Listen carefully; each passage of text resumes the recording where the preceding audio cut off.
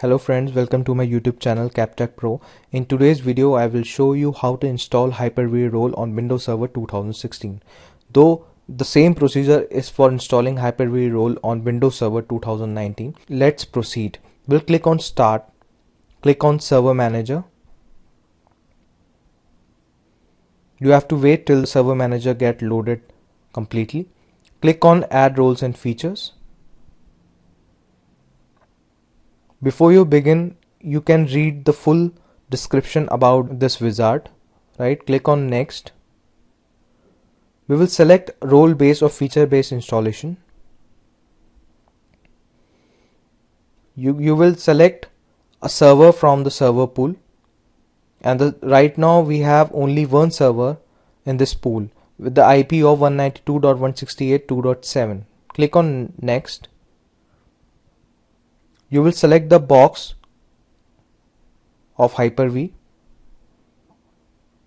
and it will automatically prompt that you can add the features like HyperV module for Windows PowerShell and HyperV GUI management tools. Next, click on Next. You can select the HyperV allows you to virtualize your server workloads by running the workloads on virtual machines. Before proceeding, you can read this text and then click on Next. Okay, so now this is physical adapter which will host our virtual machine. So we will select this box, or we can do it later onwards, right? So in this demonstration, I will select this box. We'll click on Next. For this demonstration, I'm not checking this box which is saying that allow this server to send and receive live migration virtual machine. For this demonstration, we don't need this. So we will click on Next. Okay, so this is a default path of our virtual hard disk files, and this is the default location of our virtual machine.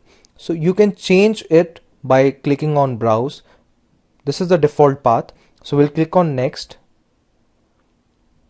Select the box. It will automatically restart the server after installing the HyperV role. So we'll click on this, click on Yes, and install. So I will pause the video till the time installation gets complete, and will resume once the installation process gets over. Okay, now our server has restarted, and we will go to Tools and HyperV Manager. Okay, so we have successfully installed HyperV Manager role on our Windows Server 2016, and the same procedure you can follow for Windows Server 2019 as well. So thanks for watching this video, guys. If you like the video, do subscribe my channel for more updates.